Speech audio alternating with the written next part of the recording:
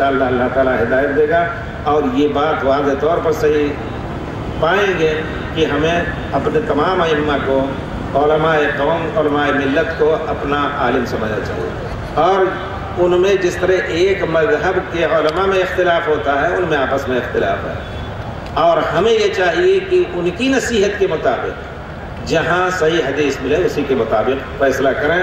تو یہ جو اختلافات ہو رہے ہیں امت میں، اور ایک دوسرے کے ساتھ جو کینہ کپٹ رکھا جا رہا ہے، خود اس کا آپ تجزیہ کریں تو پیارے رسول کی حدیث کی روشنی میں، شریعت کے احکام کی روشنی میں کیا یہ چیز جائز ہے کہ ہم صرف اس وجہ سے کسی بھائی سے کٹ کر کے رہیں کہ وہ ہمارے مذہب کا نہیں ہے؟ اللہ اکبر۔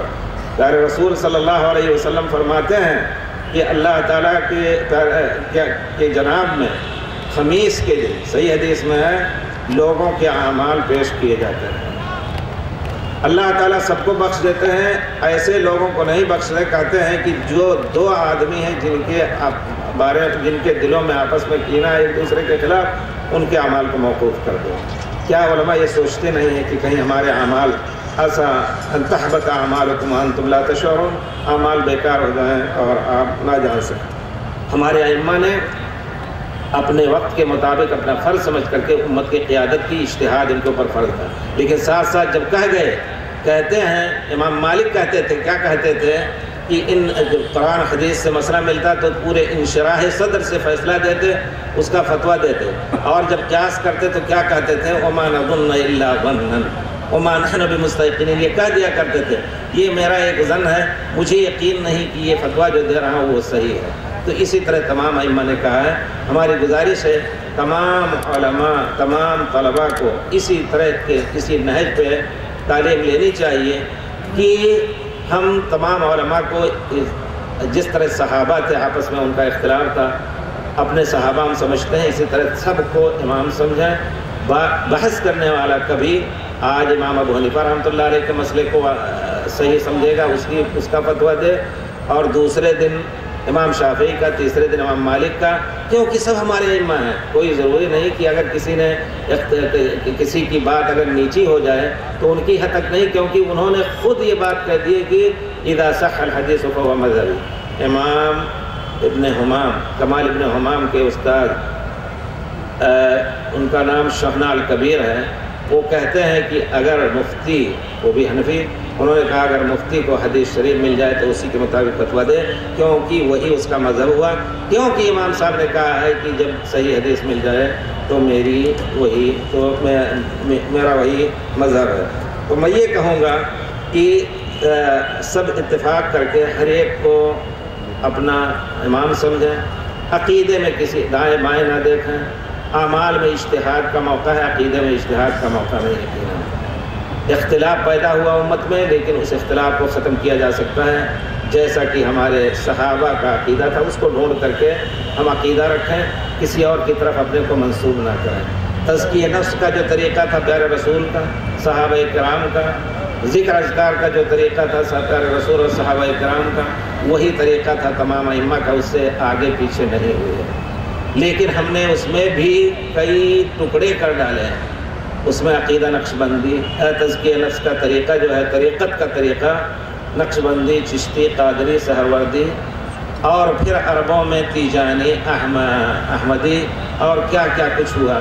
جب ایک نکلے، دوسرے ایک امام نکلے، تیسرے بھی نکل سکتے ہیں، ایک مذہب بنا تو دوسرا مذہب بن سکتا ہے، ایک طریقہ تزکیہ کا نکلا تو اس میں بھی تیسرا چوتھا مل سکتا ہے۔ اور پھر ایک چیز آپ دیکھیں کہ یہ بدعت، جیسے کہ پیارے رسول صلی اللہ علیہ وسلم نے فرمایا ہے فإن خیر الحدیث کتاب اللہ وخیر الہدی ہدی محمد صلی اللہ علیہ وسلم وشر الامور محدثاتها وکل محدثۃ بدعہ وکل بدعۃ ضلالہ، سب سے بری بات دین میں ایجاد کردہ چیزیں ہیں اور وہ گمراہی یقیناً۔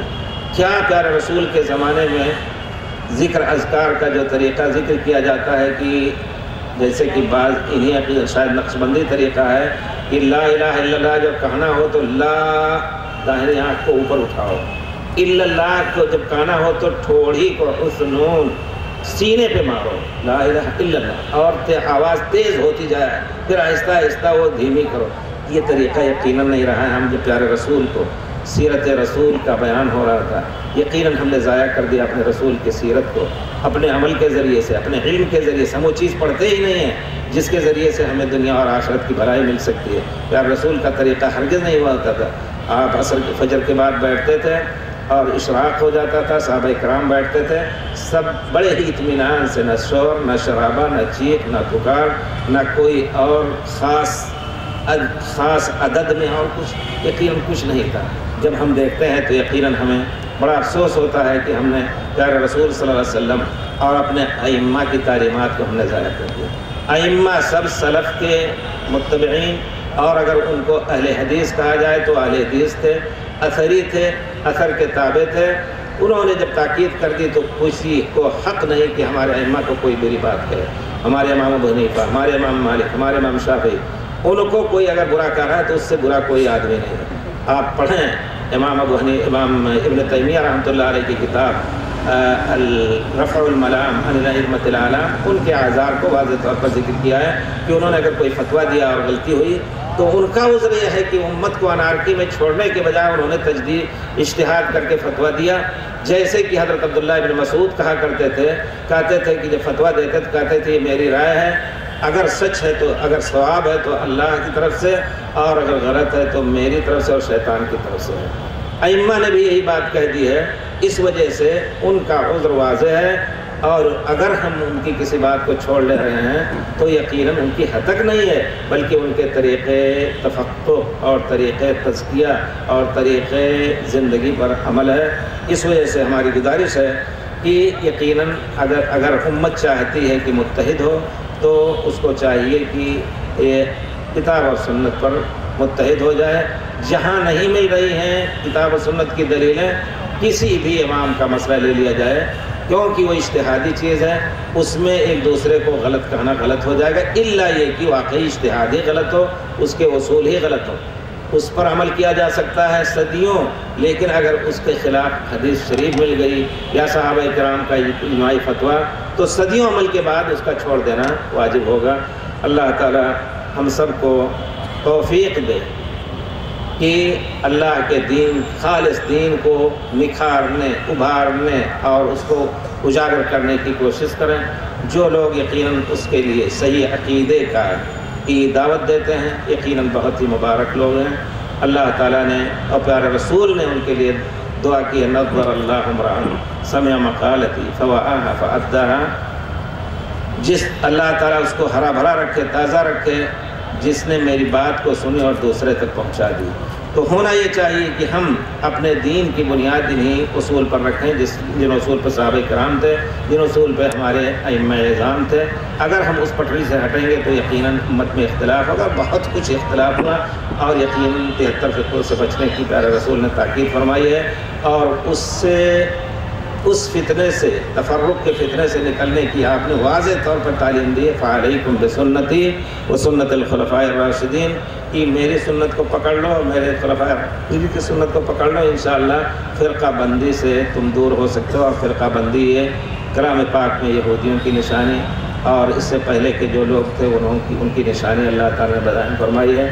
اللہ تعالیٰ ہم سب کو دین خالص کے سمجھنے، دین خالص کی باتیں کہنے اور پھر اس کے سننے اور اس کے سمجھنے کی کوشش کریں، کچھ توفیق دے، اور پھر ہم اس کو برپا کرنے کی کوشش کریں۔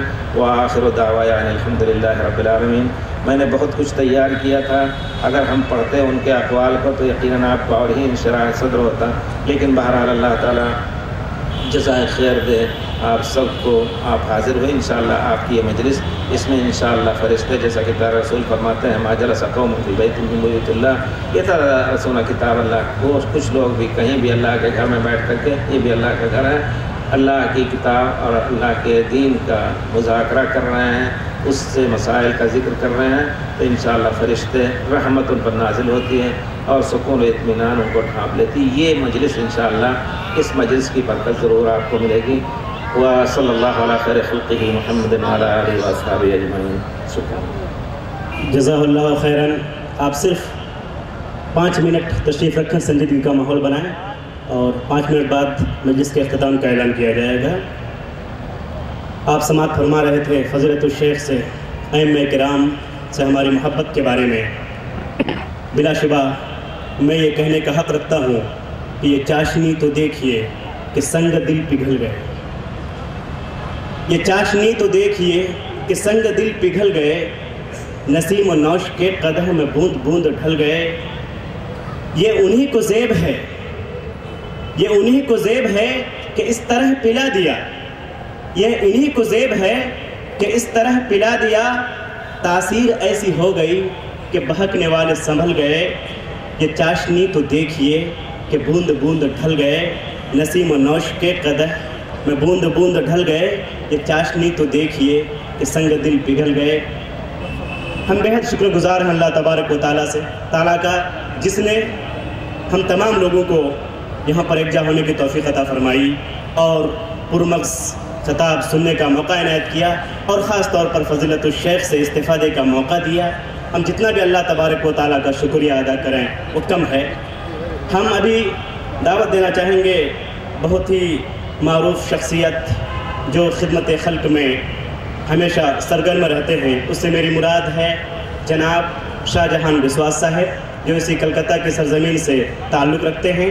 میں ان سے گزارش کروں گا کہ وہ مائک پر آئیں اور اپنا تاثر اور شکریہ ادا کریں۔ اس کے بعد ہمارے سامنے آئیں گے فضیلت الشیخ جناب دبیر احمد صاحب، امیر شہری جمعیت اہل حدیث کولکاتہ۔ اس کے بعد اختتام کا اعلان کیا جائے گا۔ جب تک اختتام کا اعلان نہ کیا جائے، اس مجلس کا یہ تقاضا ہے، ہمارے اوپر یہ فرض بنتا ہے کہ سنجیدگی کا ماحول بنائے رکھیں۔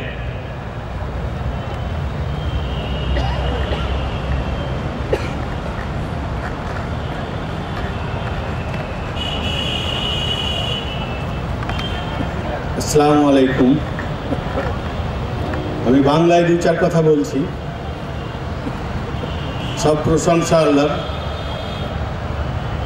28 আর 29 আজকে 2 দিনের যে আমাদের ইসলামিক আলোচনা এবং যে সভা হয়েছিল, আমাদের সমস্ত মাওলানা এবং শ্রোতাগণ ও মা ও বোনেরা যারা উপস্থিত হয়েছেন, সবাইকে আন্তরিক শুভেচ্ছা আমাদের এই কমিটির তরফ থেকে, এবং আমাদের যত গেস্ট এসছেন সবাইকে আন্তরিক শুভেচ্ছা। আর আমাদের প্রশাসনের তরফ থেকে যে সহযোগিতা পেয়েছি এবং কেএমসির তরফ থেকে এবং লোকাল ক্লাব বা পাশে যারা শ্রোতা শুনছেন, আমাদের সবাইকে আন্তরিক শুভেচ্ছা। আমাদের ক্লাবের তরফের যত কর্মকর্তা ভলেন্টিয়ার আছেন সবাইকে আন্তরিক শুভেচ্ছা দেওয়ার জন্য আমি 2-4 কথা বললাম। সব প্রশংসা আল্লাহর, আল্লাহ ছাড়া এই কাম সম্ভব হয় না। আপনাদের সহযোগিতায় এই কাম আমরা সাফল্য করতে পেরেছি। এই জন্য আমাদের কমিটির তরফ থেকে সবাইকে আন্তরিক শুভেচ্ছা ও সালাম জানিয়ে আমি আমার কথা শেষ করছি। আসসালামু আলাইকুম।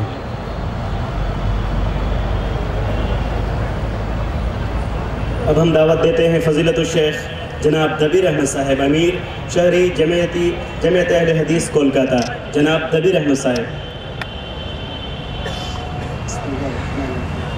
والصلاة والسلام علی رسول اللہ۔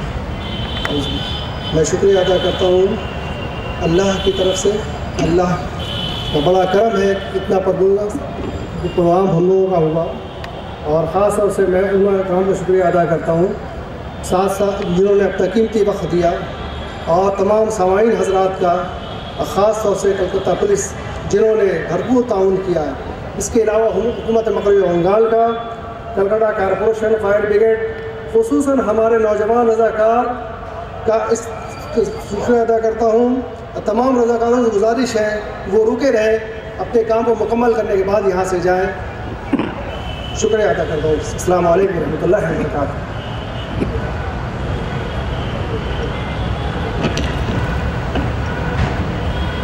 جزاک اللہ خیراً۔ میں ایک بار پھر آپ لوگوں کا شکریہ ادا کرتا ہوں۔ میں ہوں آپ کا بھائی، دینی بھائی تنویر ذکی مدنی، استاذ جامعۃ الامام البخاری کشن گنج، زیر اہتمام توحید ایجوکیشنل ٹرسٹ کشن گنج بہار۔ میں امی کے قلب سے، دل کی گہرائی سے آپ تمام لوگوں کا، آپ تمام سامعین کا، خواتین و حضرات کا، بزرگوں کا، بچوں کا، منتظمین کا، اراکین کا، علماء کرام کا اور خاص طور پر مغربی بنگال کی حکومت کا اور کولکاتہ پولیس ڈپارٹمنٹ کا شکریہ ادا کرتا ہوں، اور امید رکھتا ہوں کہ آئندہ پھر یہ موقع ملے گا کہ خدا کرے فضا یوں ہی یہ خواب جاگتے رہیں، خدا کرے فضا یوں ہی یہ خواب جاگتے رہیں، یہ خوشبوئیں جمع رہیں، گلاب جاگتے رہیں، یہ خوشبوئیں جمع رہیں، گلاب جاگتے رہیں۔ سبحان اللہ بحمدہ، سبحان اللہ مستغفر۔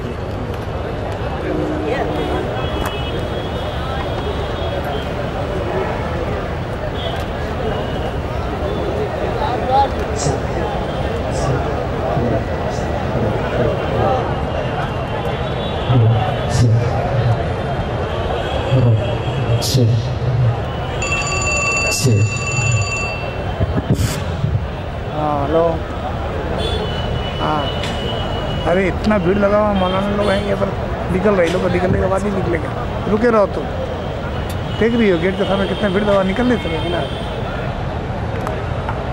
आ रहे हैं इतना, अब तो अपना कैमरा समझो स्टेट से सबमिट क्या मार है, तुम रहो वहीं पर, ठीक है।